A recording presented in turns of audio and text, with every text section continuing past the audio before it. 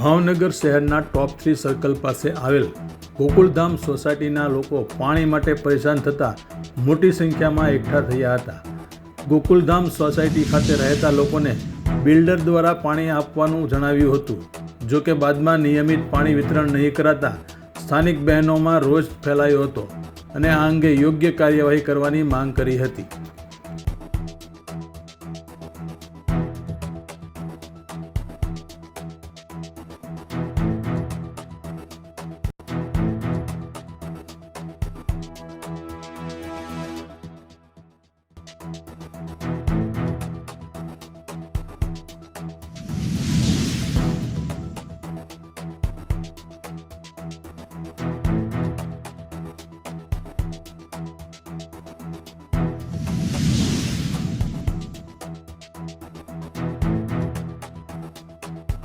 તમારું નામ?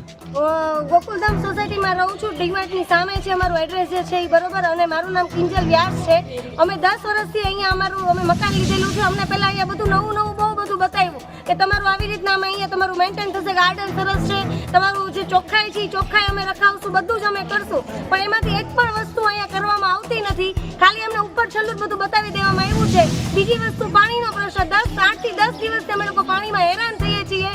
બધી લેડીઝ હેરાન થાય છે, છોકરાવાળા લેડીઝ હેરાન થાય છે. હવે અમારે અહીંયા પાણીના ટાંકા નખાવા પડે છે. દરેક વ્યક્તિ પૈસાવાળી ન રહેતી હોય, અહીંયા મધ્યમ વર્ગના લોકો પણ અહીંયા ફ્લેટ લઈને રહેતા હોય છે.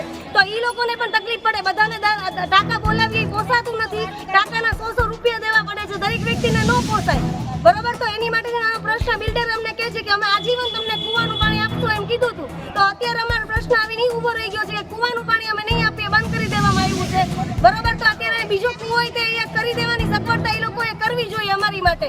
નકર અમે પછી બધી ઝુંબેશ ઉપાડશું, બધી લેડીઝ, અને બિલ્ડરની ઓફિસે જઈને તોડફોડ કરશું. બિલ્ડરે જે પણ નિર્ણય લેવો હોય વહેલી તકે નિર્ણય લઈ લે કૂવાનો. તમારું નામ? હું ગોકુલધામ સોસાયટીમાં દિવ્યાબેન દિહોરા રહું છું. અહીંયા છેલ્લા 10 વર્ષથી આ સોસાયટી બનેલી છે. નથી આમાં મેન્ટેનન્સની કોઈ વસ્તુ મેન્ટેન ન થતી. અમારી આગળથી 50 હજાર રૂપિયા મેન્ટેનન્સ લીધેલું છે. કોઈ લાઇટની વ્યવસ્થા નથી, લિફ્ટની વ્યવસ્થા નથી. પાણી પહેલાં અમે લીધું ત્યારે કીધું 24 કલાક આપવામાં આવશે. અત્યારે કૂવા બંધ કરી દીધા છે. અમે 8 થી 10 દિવસથી પાણી વગરના હેરાન થાય. વારે ઘડીએ લાઇટનો પ્રોબ્લેમ છે, લિફ્ટ નથી ચાલતી, સફાઈનો પ્રોબ્લેમ છે.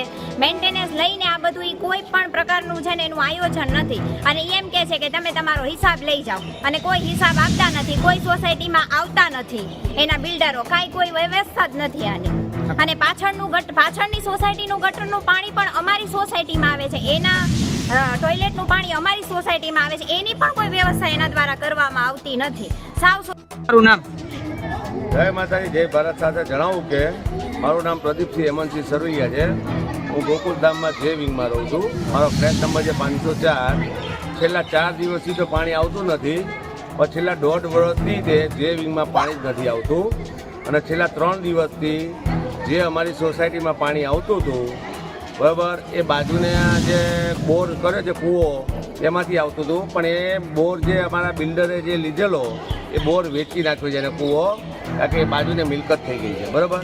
હવે એ મિલકતે એમ કીધું છે કે પાણી મારી જોડે હશે ત્યાં સુધી આપીશ, નકર તમે તમારી વ્યવસ્થા કરી લેજો, બરાબર.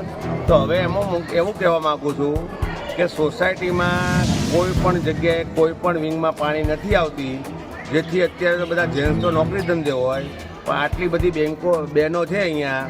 આનો સાઈડમાં શૂટિંગ ઉતારો કે જેથી મારી પાછળ કોણ છે તમને દેખાય. ઉતારો આ બાજુ ઉતારો, બરાબર. એટલે હું એમ કહેવા માગું છું કે અમે બિલ્ડર જોડે એમ કહેવા માગીએ છીએ કે તમે આનો નિવેડો લાવો પાણીનો. અને જો એ નિવેડો જો કૂવો તો વેચાઈ ગયો છે, બરાબર, તો તમે એ સોસાયટીના આટલી બધી 16 વિંગ છે, એની માટે તમારે એને એક હલ કરવો પડશે.